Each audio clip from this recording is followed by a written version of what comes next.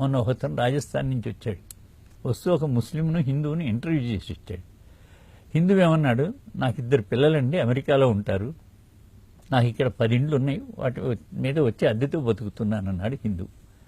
ముస్లింని అడిగితే నాకు 10 మంది పిల్లలండి, నాకు ఆస్తులు ఏమి లేవు, ఇతనికి ఉన్న 10 ఇండ్లు మేము ఆక్రమించుకుంటాం, వీళ్ళకి ఎవరైనా అమ్మాయిలు ఉంటే లవ్ జిహాద్ కింద ఎత్తుకుపోతాం, మేము బతుకుతాం, మాకేం సమస్య లేదు. ఏమిటి అలా అంటున్నావు అంటే, మీరు హిందువులు, మీకు సంపాదన అంటే ఇష్టం, రెయ్యంబోళ్ళు సంపాదిస్తూ ఉండండి, మీకు నిర్మాణం అంటే ఇష్టం, స్కూళ్ళు, కాలేజీలు, హాస్పిటళ్ళు, ధర్మశాలలు కడుతూ ఉండండి, మేము ఆ పని చేయం. మా పని లూటీ, చోరీ, కబ్జా, హత్య ఇలాంటి పనులు చేసేస్తాం. ఎందుకు, మీ అమ్మాయిలను ఎత్తుకుపోయామనుకో ఇంకా మీ సంఖ్య పెరిగే సమస్య లేదు, భవిష్యత్తు మాది, పెరిగేది మేమెందుకు ఈ నిర్మాణాలు, ఈ సంపాదనలు మాకు పెద్ద అవసరం లేదు అని చెప్పాడు బహిరంగ. అతను చెప్పాడు బహిరంగంగా. ఇది వాళ్ళకు ఉండేటువంటి ఈక్వేషన్.